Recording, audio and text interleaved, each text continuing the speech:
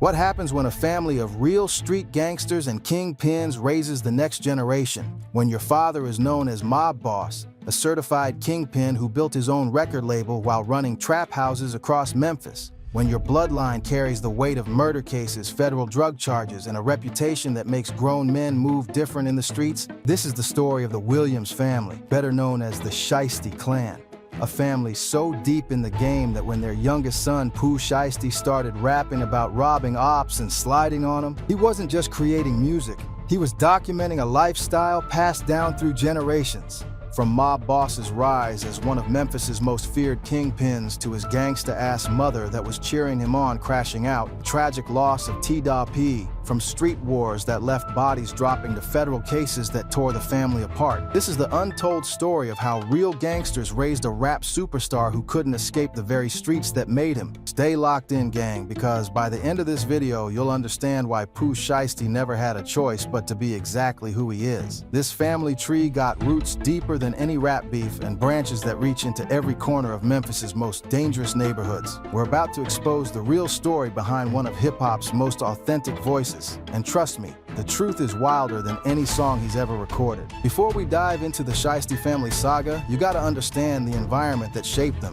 Memphis, Tennessee, specifically South Memphis, ain't just another hood. This city got a murder rate 7 times higher than the national average, with over 102 different gangs operating in a population of just 500,000 people. We're talking about a place where 14,000 residents are confirmed gang members. That's basically a small army spread across neighborhoods separated by railroad tracks that serve as territorial borders. South Memphis, where the Williams family planted their flag, stretches from Midtown all the way to the Mississippi state line. It's one of the oldest and poorest sections of the city, where your life expectancy drops by 20 years just based on your zip code.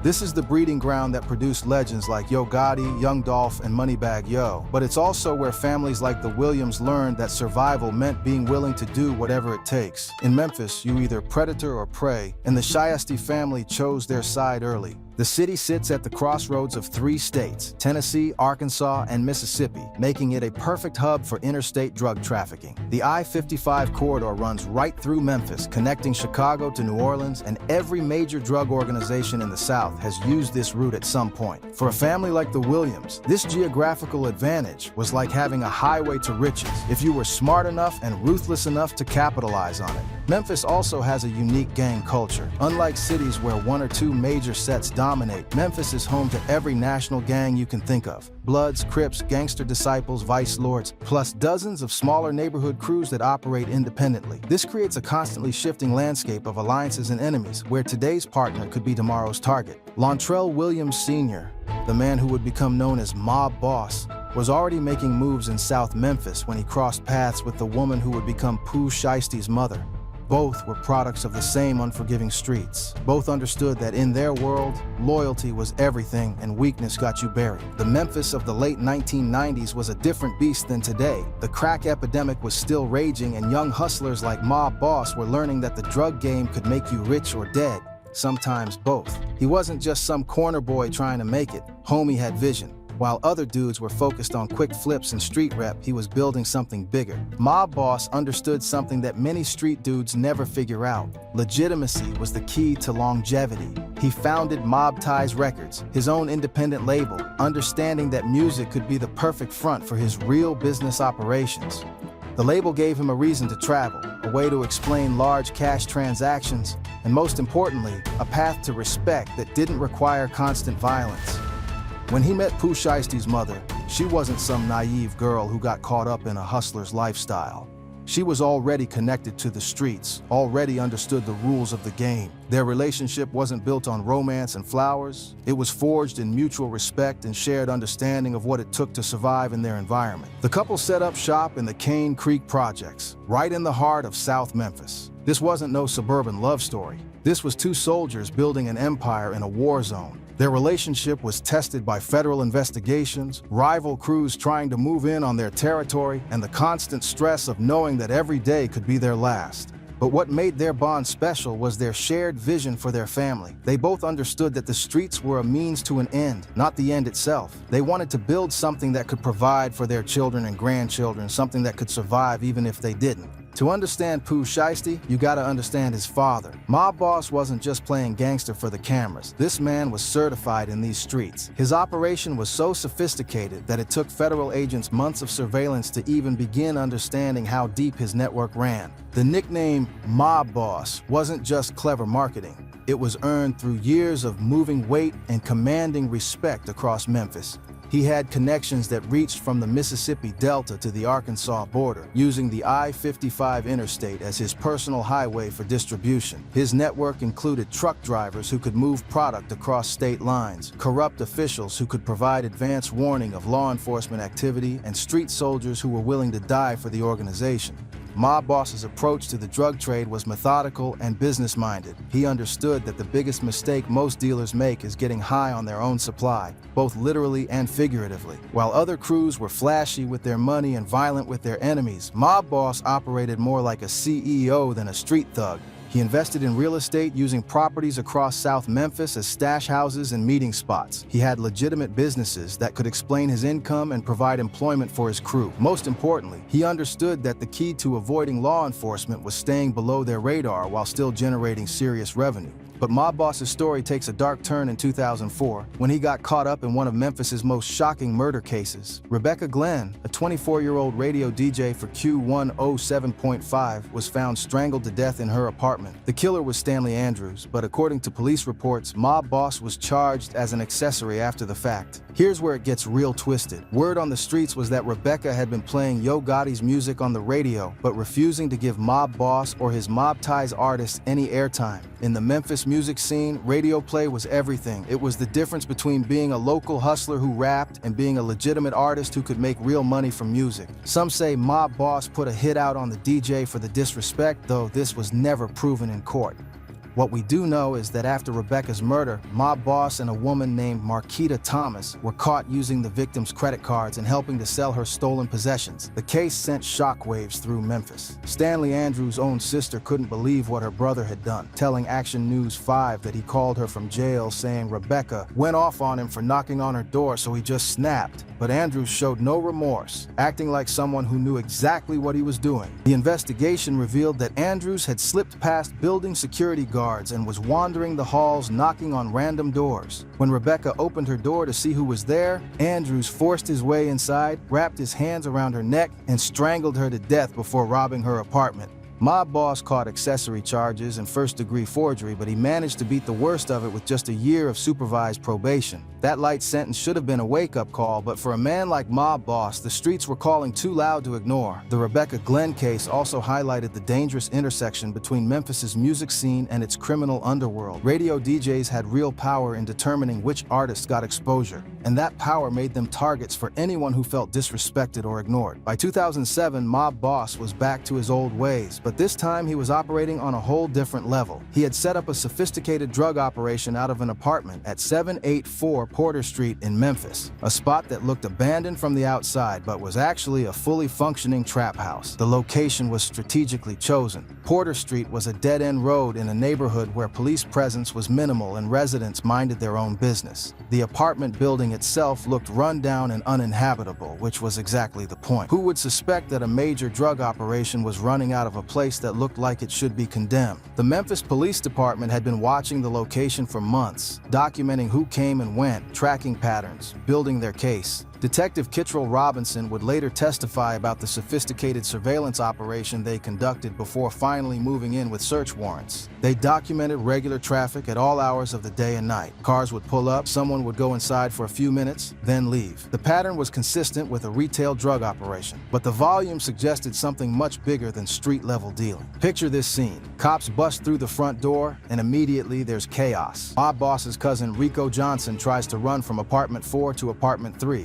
And you can hear glass breaking as someone jumps out the kitchen window. But the wildest part? A 75-pound pit bull comes charging around the corner, going straight for the officer's necks. Detective Robinson had to shoot the animal 3 times before it retreated to the kitchen where it died.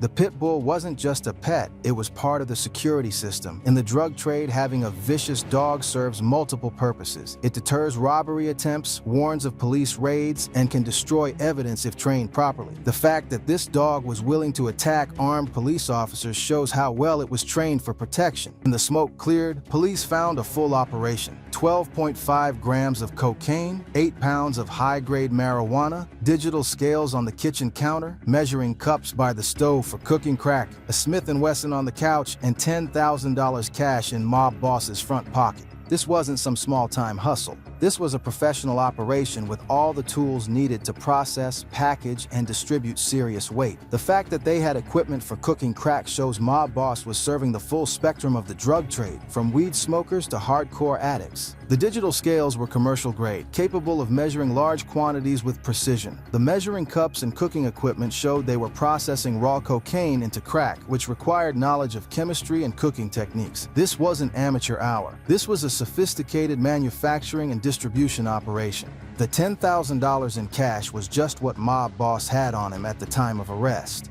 Investigators suspected that much larger amounts of money were moved through the operation regularly, but they were never able to locate the main stash. The apartment itself was set up like a fortress. There were multiple escape routes, reinforced doors, and security cameras that could monitor approaching vehicles. The operation had clearly been planned by someone who understood both the drug trade and law enforcement tactics. While Mob Boss was making headlines for his legal troubles, Pooh Shiesty's mother was holding down her own reputation in the streets. This wasn't no innocent bystander caught up in her man's business. She was a certified gangster in her own right.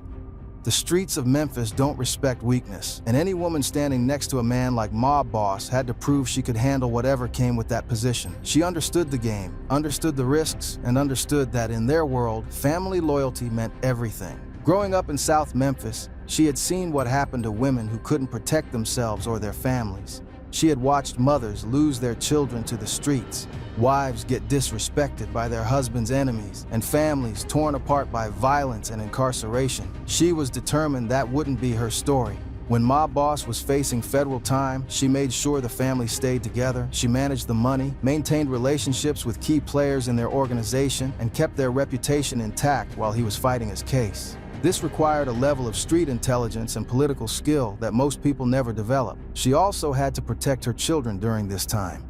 Young Pooh Shiesty was watching everything, learning from every interaction, absorbing lessons about loyalty, respect, and survival. She made sure he understood that their family was different, that they had a legacy to uphold and a standard to maintain.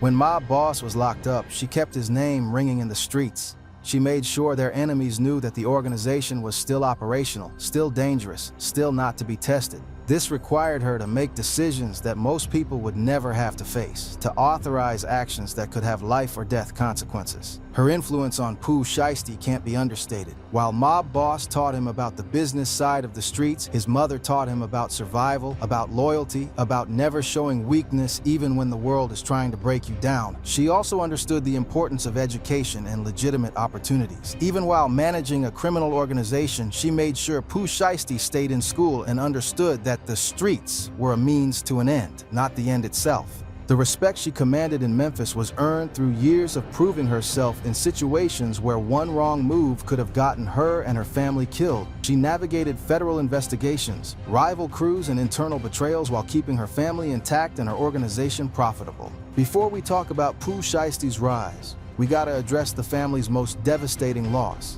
Tah P, Pooh Shiesty's older brother, was more than just family. He was Pooh's role model, his inspiration, and the person who showed him what it meant to be a Williams. Tah P was already making moves in the streets when Pooh Shiesty was still figuring out his path.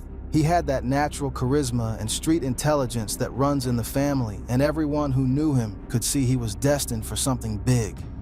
Unlike many young men in their neighborhood, Tah P had the rare combination of street credibility and business sense that could have taken him far.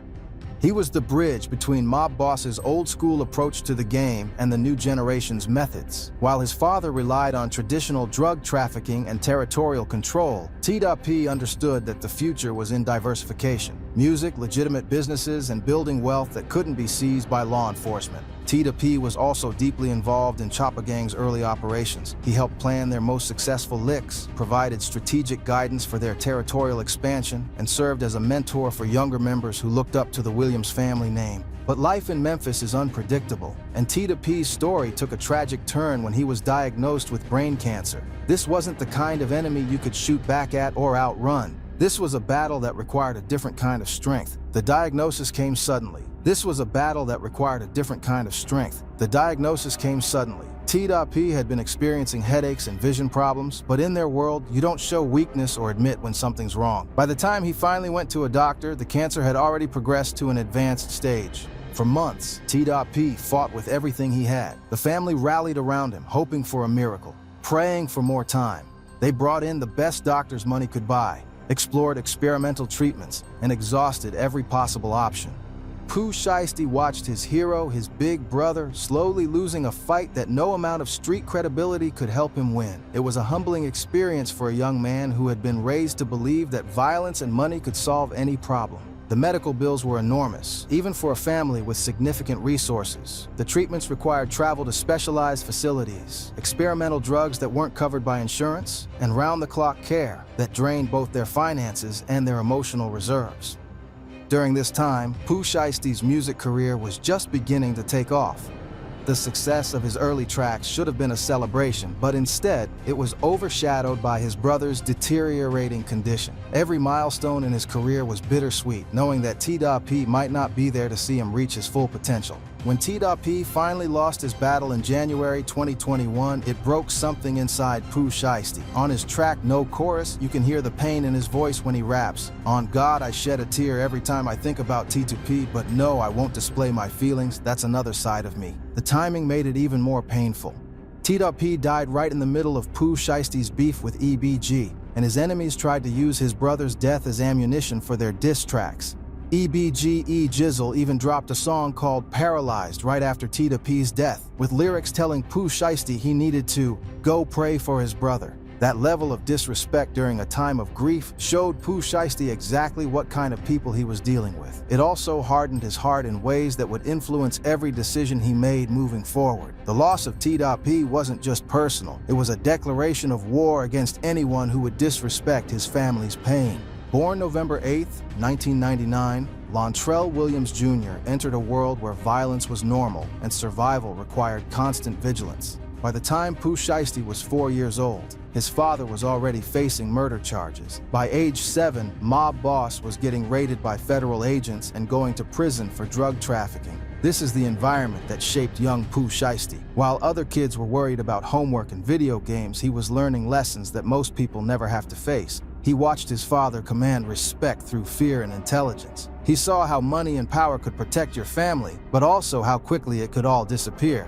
The Cane Creek projects where Shiesty grew up were a world unto themselves. These weren't just apartment buildings. They were fortified communities where residents looked out for each other and outsiders were viewed with suspicion. The Williams family's reputation provided protection, but it also came with expectations. From an early age, Shiesty understood that he represented more than just himself. He carried the Williams name, which meant something in South Memphis. People watched how he moved, how he handled disrespect, how he treated his friends and enemies.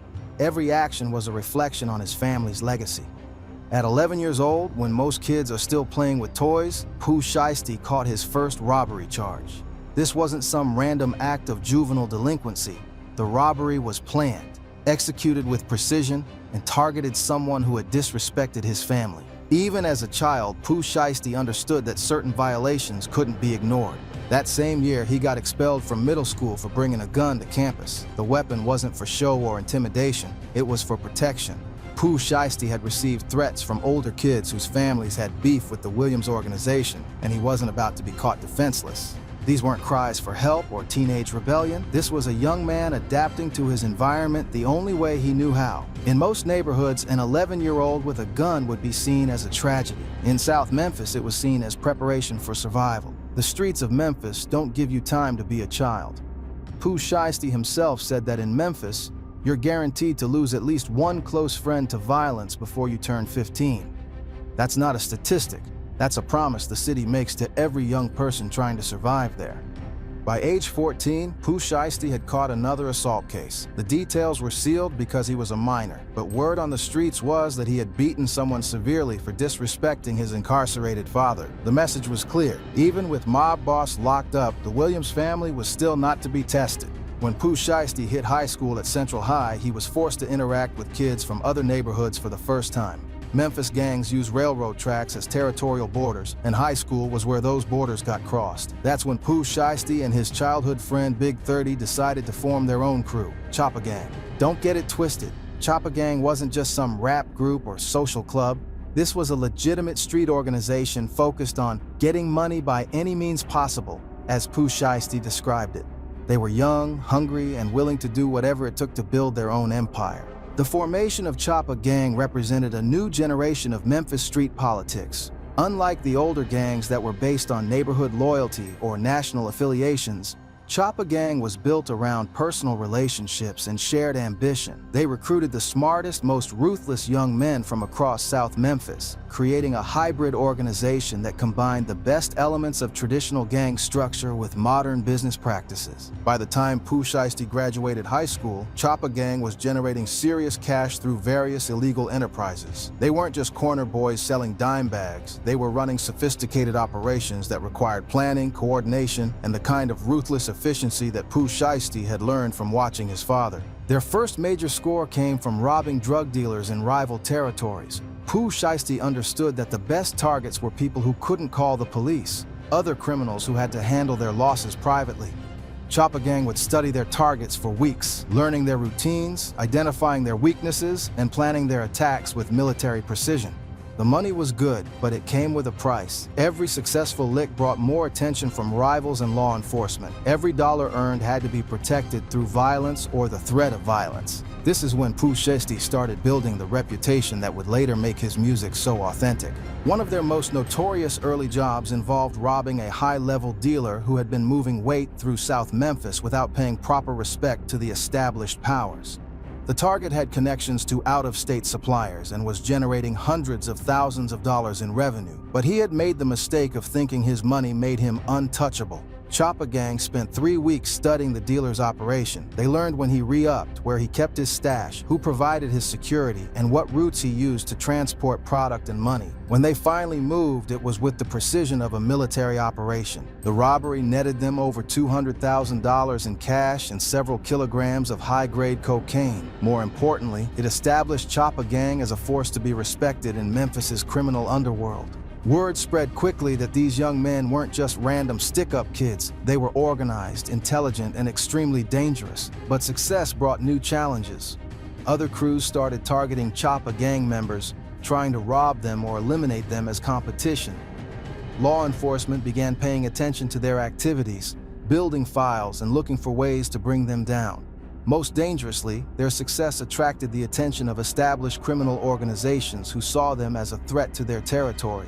Shiesty responded to these challenges the way his father had taught him, with calculated violence and strategic thinking. He understood that in the streets, reputation was everything. If you showed weakness once, everyone would test you. If you responded with overwhelming force, most problems would solve themselves. He wasn't rapping about a lifestyle he imagined. He was documenting experiences that had shaped his entire worldview. When he talked about sliding on ops, robbing enemies, and staying ready for war, he was speaking from a place of genuine experience. The streets taught Shiesty that respect is earned through action, not words. That loyalty is more valuable than money. That showing weakness, even for a moment, could get you and everyone you love killed. These lessons would serve him well in the music industry, but they would also create problems that money and fame couldn't solve.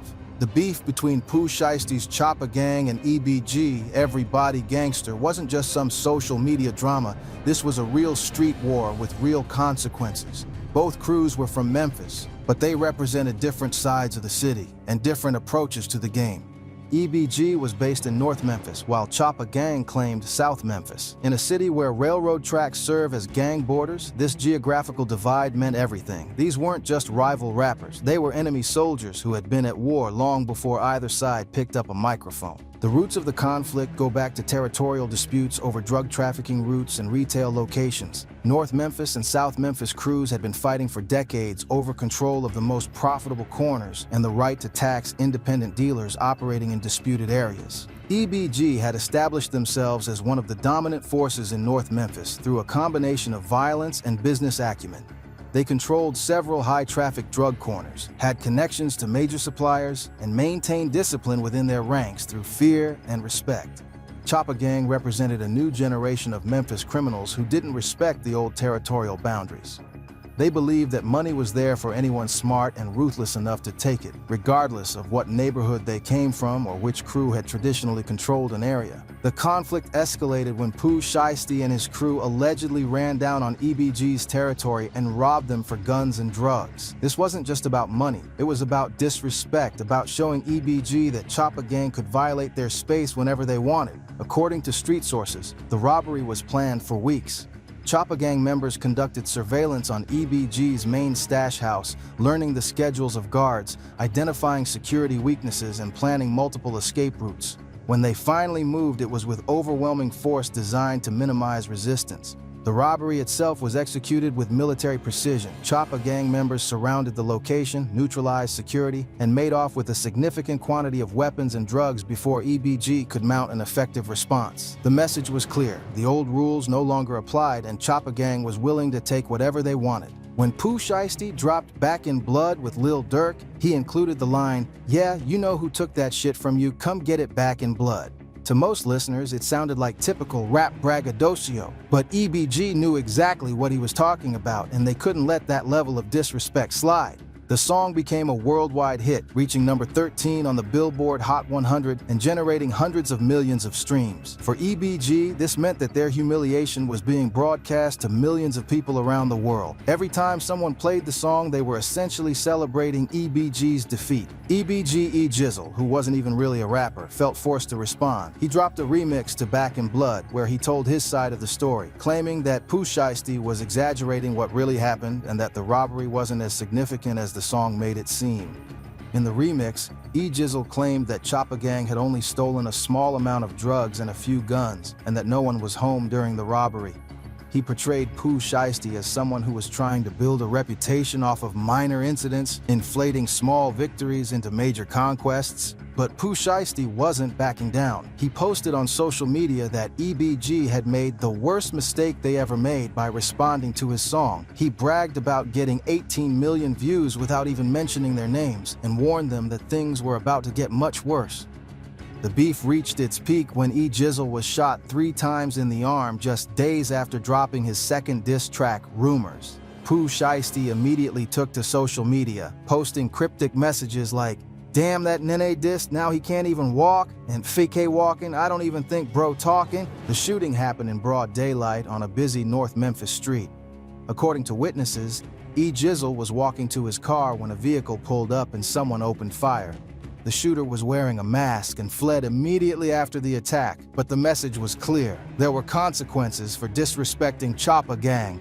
Jizzle survived the shooting and came back with another diss track called Paralyzed, where he claimed that whoever shot him had a clear shot on my face and still went for my arm, suggesting they were trying to send a message rather than kill him. The ongoing beef created a climate of fear in Memphis. Members of both crews were constantly looking over their shoulders, knowing that any public appearance could result in violence. The conflict also drew in other crews who had alliances with either side, expanding what started as a dispute between two organizations into a citywide war. Before the EBG war fully popped off, Shiesty had already established himself as someone who didn't tolerate disrespect from any Memphis rapper. His beef with Big Boogie started over something that might seem small to outsiders, but in Memphis, respect is everything. Big Boogie, who signed to Yo Gotti's CMG label, made the mistake of claiming on Instagram Live that he was a better rapper than Shiesty. In most cities, that might just be competitive talk between artists. In Memphis, that's a direct challenge that demands a response.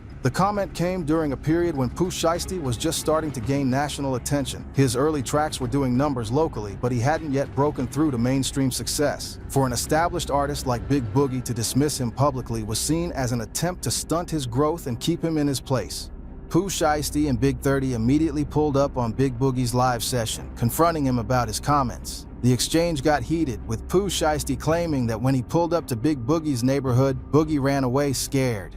According to Pooh Shiesty's version of events, he had actually driven to Fraser, Big Boogie's neighborhood in North Memphis, looking for a face-to-face confrontation. When Big Boogie saw him coming, he allegedly fled rather than handle the situation like a man. Big Boogie denied this version of events, claiming that he had never met Pooh Shiesty in person and didn't understand why there was beef between them, saying that he didn't have any real problems with Pooh Shiesty and that the whole thing was being blown out of proportion. To make the disrespect even more personal, Pooh Shiesty created his own brand of weed called Red Rum, the same name as Big Boogie's crew. That way, he could literally say he was smoking on that red rum pack and mean it.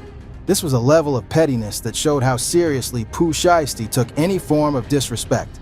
The weed packaging featured graphics that mocked Big Boogie and his crew, and Pooh Shiesty made sure to promote it heavily on social media. Every time someone bought his red rum strain, they were participating in the disrespect of Big Boogie's organization. The situation reached a tragic climax on July 12, 2020, when Big Boogie was performing at a concert in Como, Mississippi. During his performance, gunfire erupted. Over 50 shots from 5 different weapons. Big Boogie wasn't hit, but 2 people were killed. 19-year-old Jasmine Bradshaw and 37-year-old Elvie Wilborn. The shooting was clearly planned and coordinated. 5 different weapons suggested multiple shooters working together, and the volume of gunfire indicated that this wasn't a random act of violence. Someone had come to that concert with the specific intention of killing Big Boogie. Jasmine Bradshaw, one of the victims, was reportedly Big Boogie's pregnant girlfriend. She was on stage with him when the shooting started, making her death particularly tragic. The fact that she was carrying his child added another layer of devastation to an already horrific situation. While many suspected the shooting was retaliation for the beef with Pooh Shiesty, he went on Instagram Live to deny any involvement, saying their issues weren't that deep. Whether he was telling the truth or just protecting himself legally, the message was clear. Beefing with Pooh Shiesty could have deadly consequences. The denial was strategic but not entirely convincing. The timing of the shooting, coming just weeks after their public beef, suggested a connection that was hard to ignore. However, without concrete evidence linking Pooh Shiesty to the attack, law enforcement was unable to pursue charges. The incident also highlighted the dangerous intersection between rap beef and real street violence. What starts as competitive banter between artists can quickly escalate into life-or-death situations when the artists involved have genuine street credibility and access to weapons. Pooh Shiesty didn't start rapping with dreams of fame and fortune. Music was just another hustle, another way to generate income for Choppa Gang. His first recorded verse actually appeared on Big 30's track Breaking News in 2018, where you could hear the raw talent that would later make him a star. The song was recorded at a local Memphis studio using money that Choppa Gang had made from their street activities. The beat was simple, the production was basic, but Pooh Shiesty's verse stood out immediately. His flow was natural, his lyrics were authentic, and his delivery had an intensity that couldn't be faked. Breaking News was uploaded to YouTube with minimal promotion, but it quickly gained traction in Memphis. Local DJs started playing it, other rappers began taking notice, and fans started asking who the young rapper with the distinctive voice was. His official debut single, Hell Night, featuring Big Dirty, showed that Pooh Shiesty had found his unique sound, a gritty, menacing flow that perfectly matched the violent content of his lyrics. The music video, shot by SMB Films, racked up over 6 million views and put Memphis on notice that a new star was rising. The video was filmed in the same neighborhoods where Pooh Shiesty had grown up and committed his crimes. Viewers could see the Cane Creek projects in the background, the same streets where he had learned to survive, the same corners where Choppa Gang conducted their business. What made Pooh Shiesty's music different from other Memphis rappers was its authenticity. While many artists exaggerated their criminal activities for entertainment value, Pooh Shiesty was actually living the life he rapped about. His lyrics weren't fantasies, they were confessions. But it was Back in Blood with Lil Durk that changed everything. Recorded at Savage Inc.'s studio in Atlanta, the collaboration happened almost by accident. Pooh Shiesty laid down his hook and verse, then ran it over to Durk in another studio room. Durk listened once and dropped his verse within 5 minutes. The chemistry between the two artists was immediate and undeniable. Durk's melodic style complemented Pooh Shiesty's aggressive delivery perfectly, creating a track that appealed to both street audiences and mainstream listeners. The song was released on November 6, 2020, the same day King Von was killed in Atlanta. While the hip-hop world was focused on that tragedy, Back in Blood quietly began its climb up the charts. The track eventually peaked at number 13 on the Billboard Hot 100 and number 6 on the Hip Hop Hot 100, doing hundreds of millions of streams. The success of Back in Blood opened doors that Pooh Shiesty had never imagined. Record labels started calling, booking agents wanted to schedule shows, and other major artists began reaching out for collaborations. Suddenly, the young man from Cane Creek Projects was being courted by some of the biggest names in hip-hop. Gucci Mane's 1017 label was the perfect fit for Pooh Shiesty's style and image. Gucci understood authentic street music better than most executives, having lived that life himself before becoming a rap legend. He saw in Pooh Shiesty the same raw talent and genuine street credibility that had made his own career possible. The signing to 1017 came with a major label deal through Atlantic Records, giving Pooh Shiesty access to resources and promotion that independent artists could only dream of. Suddenly, he had a team of professionals working to maximize his potential and expand his audience. For Pooh Shiesty, the success was validation that his authentic street stories could translate into mainstream success. He wasn't changing his content or softening his image. He was getting paid millions to be exactly who he'd always been.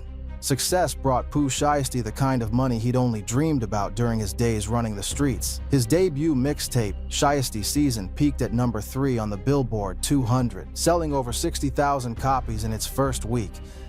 Suddenly, the young man from Cane Creek Projects was earning more in a month than most people see in a lifetime. The financial transformation was immediate and dramatic. Pooh Shiesty went from counting thousands to counting millions, from worrying about making rent to buying multiple properties, from stealing cars to collecting luxury vehicles. One of the first things Pooh Shiesty did with his newfound wealth was take care of his family. He bought his parents a house, making sure they could live comfortably without having to worry about the dangers of the streets. For a family that had struggled through poverty, federal cases, and constant violence, this represented a kind of security they'd never known. The house was more than just a symbol of success. It was a fortress. Located in an upscale neighborhood far from the projects where they had grown up, it featured state-of-the-art security systems, bulletproof windows, and multiple escape routes. Even in success, the Williams family understood that their enemies hadn't forgotten about them.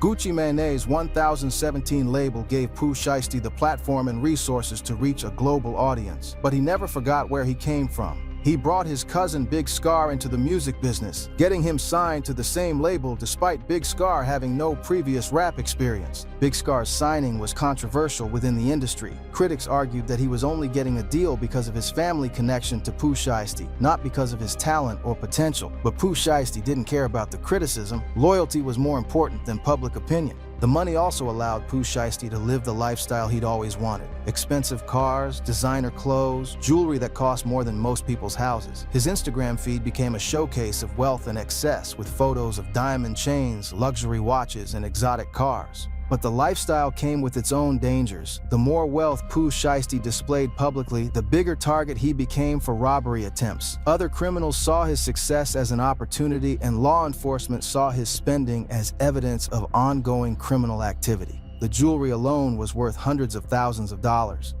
Custom chains, diamond-encrusted watches, and grills that cost more than luxury cars became part of his public image. But each piece also represented a security risk, making him a target every time he appeared in public.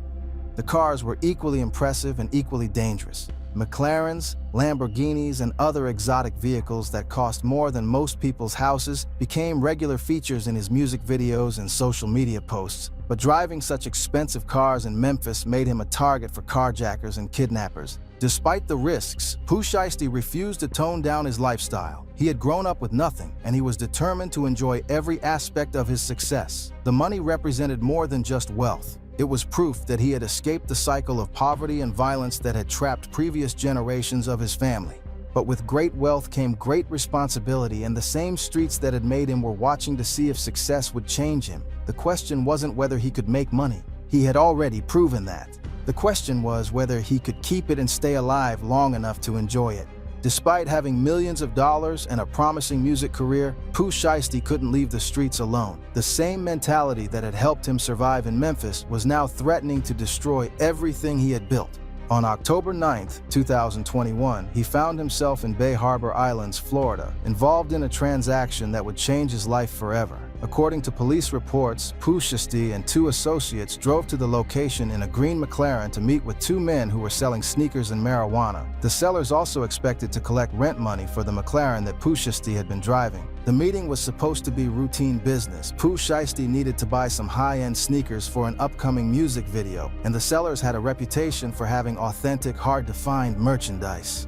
The marijuana was secondary, just something extra to make the trip worthwhile.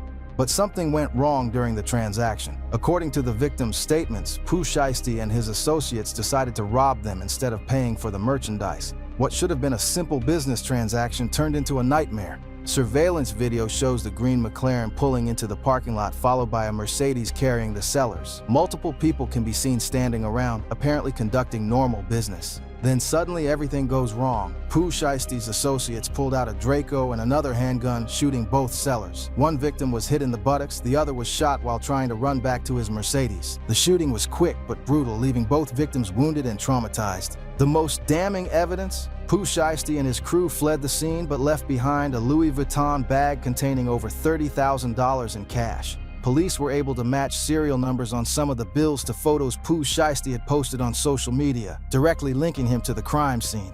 The abandoned money bag suggested that the robbery wasn't planned. If Shiesty had intended to rob the sellers, he wouldn't have brought $30,000 in cash to the meeting. Something had gone wrong during the transaction, leading to a spontaneous decision to use violence instead of paying. But that wasn't the only incident. On May 30th, 2021, Shiesty was at King of Diamonds strip club in Miami when $40,000 allegedly fell from his waistline. When other patrons rushed to grab the money, Shiesty became enraged. The King of Diamonds incident revealed the dangerous intersection between Shiesty's street mentality and his newfound wealth. In his mind, the money belonged to him regardless of how it had ended up on the floor. Anyone who took it was essentially robbing him, and robbery demanded a violent response. Security tried to remove him from the club when he became aggressive, but Shiesty wasn't going quietly. During the altercation, he allegedly shot a security guard in the leg, turning a minor incident into a felony assault case. The shooting happened in front of dozens of witnesses, including other celebrities and their entourages. Cell phone videos captured parts of the incident, providing law enforcement with clear evidence of Shiesty's involvement.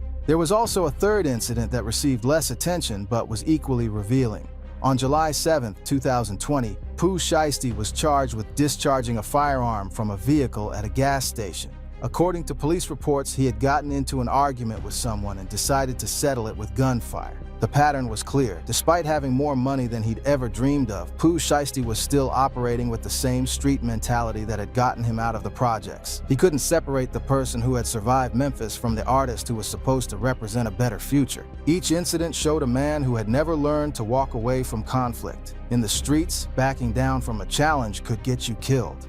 But in the legitimate world, every confrontation didn't require violence, and every slight didn't demand retaliation. The irony was that Shiesty had achieved everything he had ever wanted: money, fame, respect, and the ability to take care of his family. But the same qualities that had made his success possible were now threatening to destroy it. The Bay Harbor Island shooting resulted in serious federal charges: armed robbery with a firearm, aggravated battery with a deadly weapon, aggravated assault with a firearm, and theft. Initially facing up to 20 years in prison, Shiesty eventually accepted a plea deal that would sentence him to 63 months, just over 5 years. The federal charges were particularly serious because they involved firearms and interstate commerce. The fact that Shiesty had traveled from one state to another to commit the crimes made them federal offenses, which typically carry harsher sentences than state charges. His lawyer, Bradford Cohen, who had previously defended Lil Wayne and Kodak Black on federal gun charges, tried to discredit the victims' testimonies. The defense pointed out inconsistencies in their stories and questioned their credibility as drug dealers who had been robbed.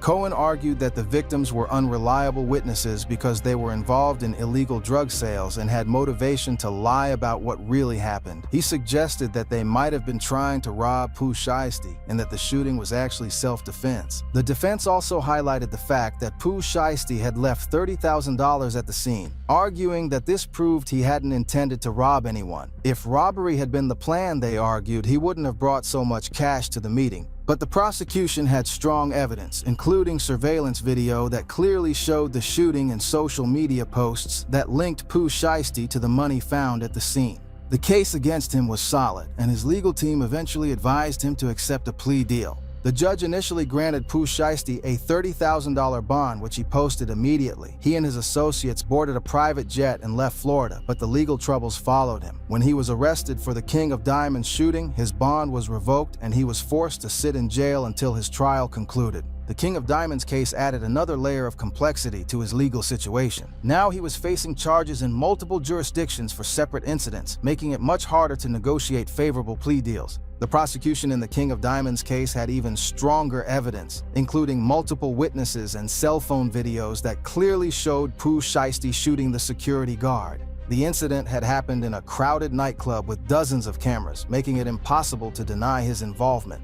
On January 3, 2023, Pooh Shiesty was sentenced to 63 months in federal prison. The judge also ordered 3 years of supervised release, during which he cannot associate with known gang members or co-defendants. He's also required to complete an alcohol treatment programs. The supervised release conditions are particularly restrictive for someone with Pooh Shiesty's background. He's prohibited from associating with any members of Choppa gang, which includes some of his closest friends and family members. He also cannot travel without permission from his probation officer. For a 23-year-old at the peak of his career, 5 years represents a significant portion of his prime earning years.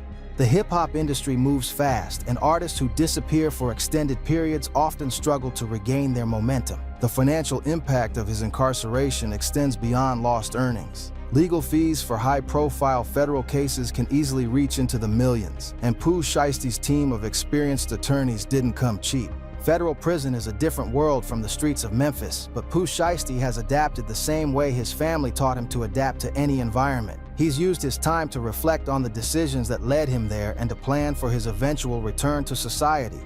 The federal prison system is designed to break down inmates psychologically and rebuild them according to institutional standards.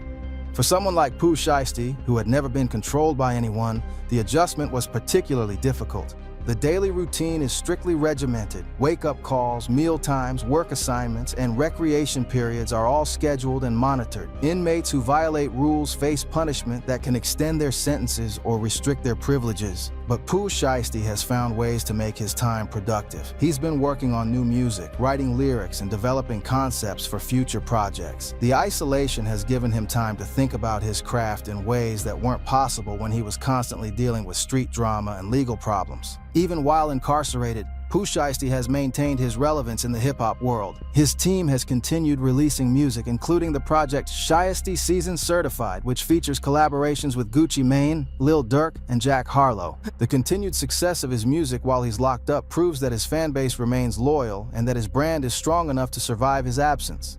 Streaming numbers have remained high, and his social media accounts continue to gain followers. The prison experience has also given him perspective on the cycle of violence and incarceration that has affected his family for generations. His father, Mob Boss, served federal time, and now Pooh Shiesty is following the same path. The question is whether he'll be able to break that cycle when he's released. Letters and interviews from prison suggest that Pooh Shiesty understands the gravity of his situation. He's expressed regret for the pain his actions caused to the victims and their families, while also acknowledging that his choices were influenced by a lifetime of conditioning in an environment where violence was normalized. The time in prison has also allowed him to reconnect with his family in ways that weren't possible when he was constantly traveling and performing. Regular phone calls and visits have strengthened his relationships with his parents and surviving siblings, but prison has also hardened him in some ways. The federal system is full of dangerous people, and survival requires constant vigilance. Pooh Shiesty has had to prove himself all over again in an environment where his fame and money mean nothing.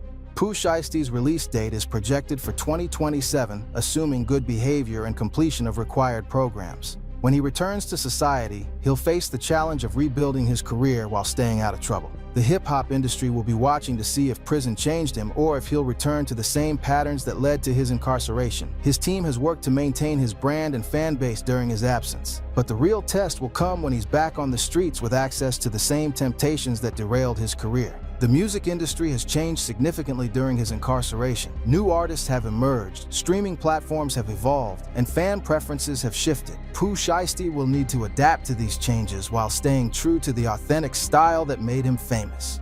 His family's influence will likely play a major role in his transition. Mob Boss, now older and presumably wiser, may be able to provide guidance on how to enjoy success without falling back into criminal behavior. His mother's strength and loyalty will continue to be a stabilizing force. The tragedy of Tah P's death serves as a reminder that life is fragile and that the opportunity to build something positive shouldn't be wasted.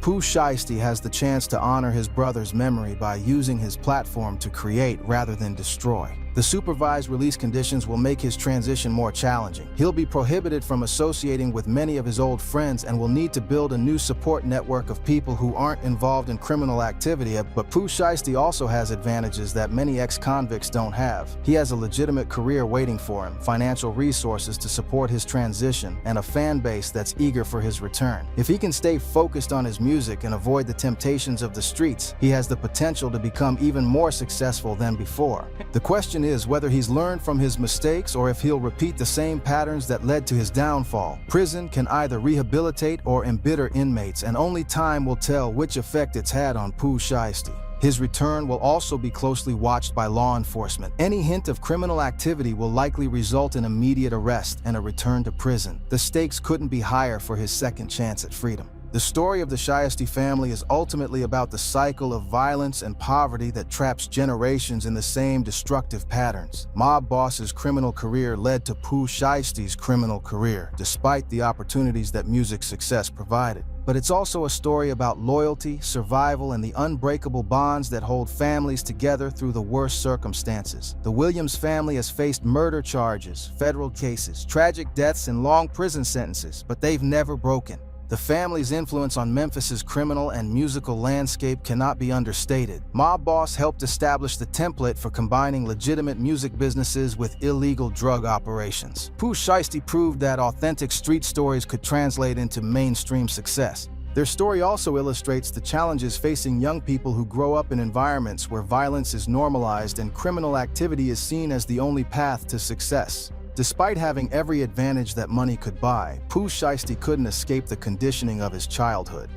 The tragedy is that the same qualities that made the family successful in the streets, loyalty, fearlessness, willingness to use violence, are the same qualities that ultimately led to their downfall. They were too authentic for their own good, too real for a world that rewards image over substance. Shiesty's story isn't over. He has the opportunity to be the family member who finally breaks the cycle, who uses his talents and resources to build something lasting and positive. Whether he takes that opportunity or repeats the mistakes of previous generations remains to be seen. What's certain is that the streets of Memphis will be watching when he comes home. The same environment that created him will be waiting to see if success and incarceration have changed him, or if he's still the same young man who is willing to risk everything for respect and money.